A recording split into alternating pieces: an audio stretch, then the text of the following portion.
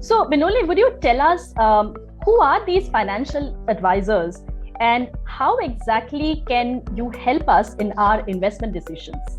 So the typical role of a financial advisor is to tailor make your unique investment plan, okay, which is based on your risk appetite, goals, age, everything. So the plan which Sumana you may have would be totally different than the plan which I have for myself. Or my business partner has for him, because we all have different, goals and everything, our age and things we want to do in life, okay. But I think the most important job which an advisor does, okay, it helps you understand your own behavior, shape your own behavior with money, because the market is changing dynamically every day. Okay, like last week market was up 1,000 points in one day, and the second day the market was down 1,000 points. So these kind of things keep happening, okay, in the shorter term, longer term.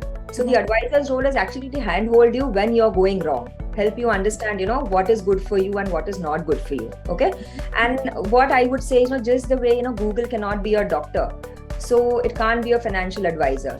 So the role of a financial advisor is very critical. In fact, even financial advisors like us sometimes take advice from another advisor, because when it comes to our own money, sometimes, we get emotional. Mutual fund investments are subject to market risks. Read all scheme-related documents carefully.